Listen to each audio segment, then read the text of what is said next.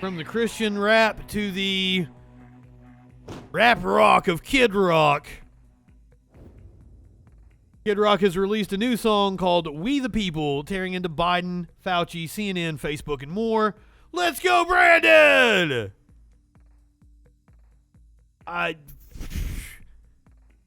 Would Kid Rock be relevant? Has Kid Rock been relevant since 2006?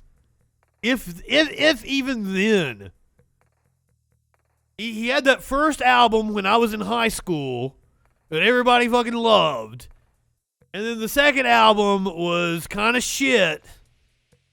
It had the like, and he didn't even write the cool song of that album was like the riff from Sad But True. And then like his third album, people quit caring, and that was the one where he did the the single off of that one. He stole it from Werewolves in London.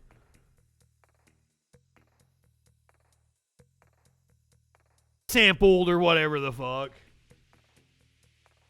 He had the like the Sheryl Crow song, the duet.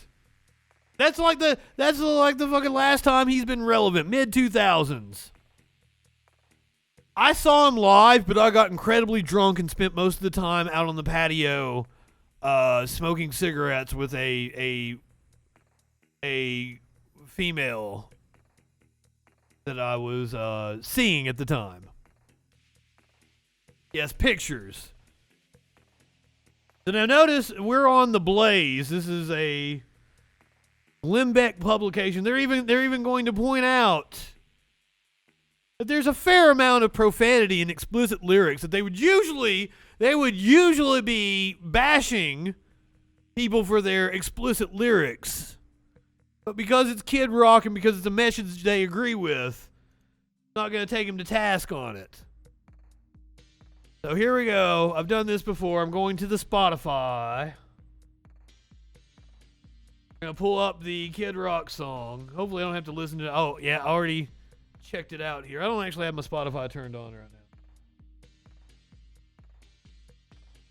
Let's see your songs. I do not want to follow Kid Rock. Where am I at? Why? I pulled it up earlier just to make sure I could.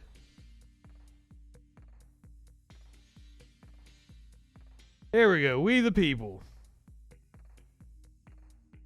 So you guys aren't going to be able to hear this, so I don't get copyright on Twitch, and so I don't get demonetized on the YouTube. But I'm going to hear it. I got to switch. I can't be in my board. I got to be on my computer.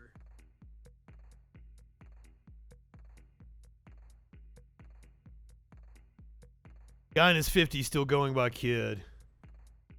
Fucking Lil Wayne is still Lil Wayne. He's like in his late 40s or 50s. Alright, so. We the People by Kid Rock. I'll give you my honest opinion. I've not listened to it yet. Even though it says I'm 2 seconds in. I press play on it to make sure it plays. Here we go.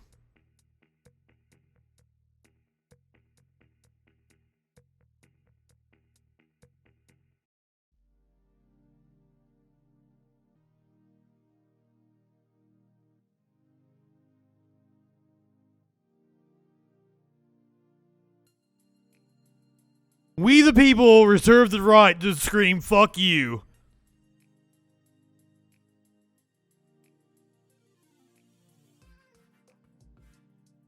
Man, fuck Fauci.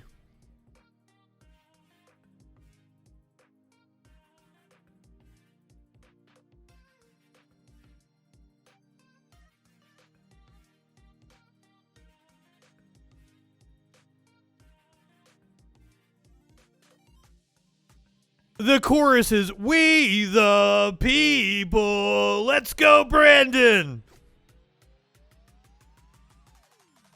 By the way, I played a Kid Rock song, a month or two ago. He had that other song. Apparently, it was a monster truck song. And he just, put his rap over it. Monster Truck is actually good. I've seen them live.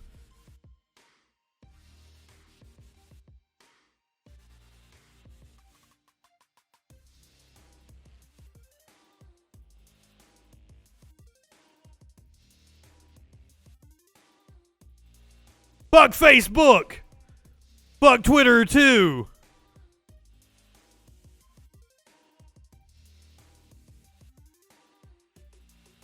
It is so easy to be a conservative. There is nothing of substance here.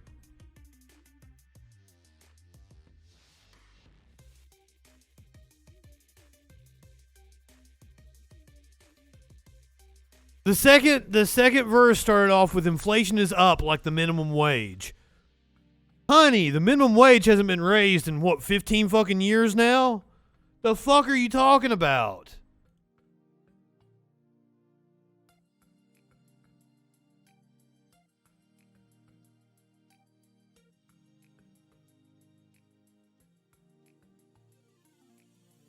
You piece of shit, I don't see color.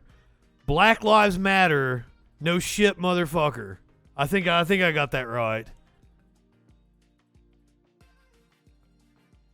I think it came out like 6 days ago. The Eminem thing like was just happening.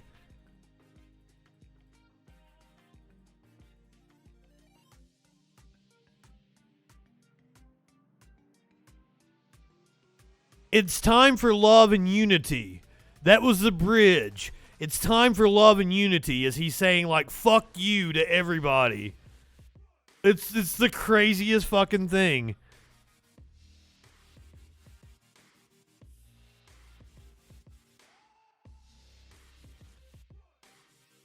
Let's go, Brandon! Hooah! Let's go, Brandon!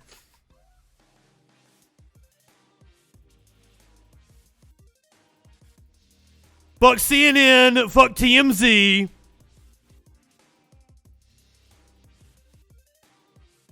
He said, you social media trolls, you can suck on these nuts.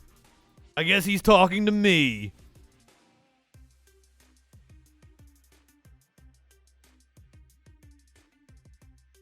It's not a bad riff, but it's a very basic riff.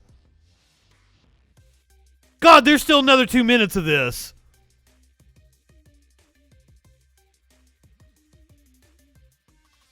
All we gotta do is just come together and follow Kid Rock to the promised land.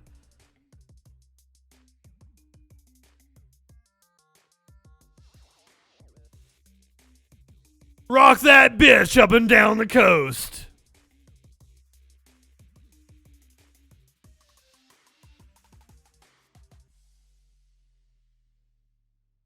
You should have stayed and listened to me sing it. Let's go, Brandon! I mean, it's kind of fun to chant. The people! Huh. Let's go, Brandon!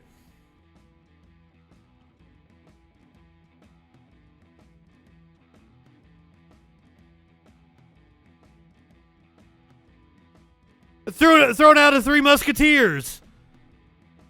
It's all for one and one for all.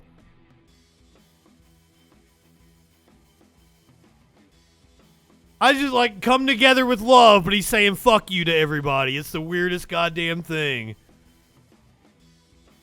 Oh, they've got comments turned off on YouTube. Wow. Wow. Let me plug myself back into my board here. I couldn't hear myself while I was saying all that shit. It's weird for me to be talking and not hear myself. But also, I probably wouldn't have wanted to hear myself sing. I mean, it's fun to chant Let's Go Brandon during that. Yeah, fuck y'all, big hugs. It's weird.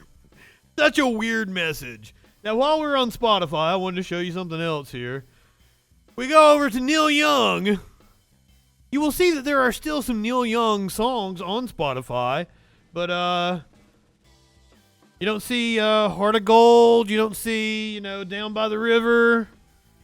You don't see Southern Man. What? Why are his big hits not there? Because the songs that Neil Young owns the rights to are now off of Spotify. So what you're seeing is shit that he's licensed for soundtracks, some live albums that he probably doesn't own the rights to. put out on a different record label or whatever. The reason you are only seeing those is because Spotify sided with Joe Rogan and removed all of Neil Young's music. I mean, I said it last night. I'm a Neil Young fan, but like, there ain't many people listening to Neil Young on Spotify. People my generation that are on the Spotify, if they're listening to Neil Young, they're probably listening to a record. Legendary folk singer gave the streaming behemoth an ultimatum earlier this week, saying he refused to allow his music on the same platform as Joe Rogan. The Heart of Gold singer accused Rogan in his podcast of spreading false information about COVID-19 vaccines. I did not know this. Apparently, Neil Young is a polio survivor. The legendary folk singer, I already said that part. Spotify reportedly paid more than $100 million in the deal to the exclusive home of Joe Rogan's show. Meanwhile, Young stands to lose 60% of his streaming income from his defiant stance. Neil Young's not hurting for money. And once again, I doubt he was making that much off of streaming anyway. We want all the world's music and audio content to be available to Spotify users, a spokesperson for the company told the Wall Street Journal. With that comes great responsibility in balancing both safety for listeners and freedom for creators. Since the start of the pandemic, the spokesperson noted Spotify has removed more than 20,000 COVID-related podcast episodes. Neil Young's protests were not sufficient enough for it to drop its lucrative Star Talker. We regret Neil's decision to remove his music from Spotify, but hope to welcome him back soon. Rogan's podcast has attracted an estimated 11 million listeners. Young's letter, which has now been deleted from his website, did not mince words in accusing the streaming giant of giving an undeserved platform to Rogan and his COVID-19 vaccine misinformation. I want you to let Spotify know immediately today that I want all of my music off their platform, the 76-year-old rock icon said. I am doing this because Spotify is spreading fake information about vaccines, potentially causing death to those who believe the disinformation being spread by them. The note included a formal ultimatum. They can have Neil Young or Rogan, not both. I mean, I knew for a fact that Spotify was going to side with Rogan. Losing 60% of worldwide streaming income by leaving Spotify is a very big deal, a costly move, but worth it for our integrity and our beliefs. This information about COVID is over the line. Went on to nudge other artists to take a similar stance. I sincerely hope that other artists can make a move, but I can't really expect that to happen. I did this because I had no choice in my heart. It is who I am. I'm not censoring anyone. I'm speaking my own truth. Although Young did not specifically note which episodes he took issue with, Rogan did recently host Dr. Robert Malone, the anti-vaxxer epidemiologist, quote-unquote, who was recently booted from Twitter for alleged dissemination of vaccine misinformation.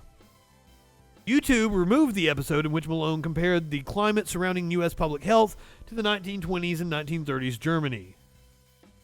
I still don't believe it was removed from YouTube because, like, it wasn't on Rogan's site.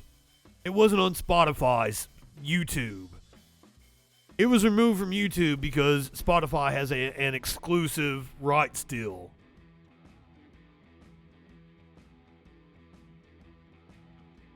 So, hate to see you go, Neil. I believe I liked 9 songs by Neil Young that will no longer be in my playlist. Except maybe that one that apparently is hearted right there, Campfire, with Dram and Neil Young. I'm not. From the Bright soundtrack. Interesting. I've not seen Bright. Apparently I liked the song, though. I listen to my release radar every week, so I'm sure they gave me a Neil Young song. I was just like, oh, this is cool. They paid a lot of money for Joe Rogan.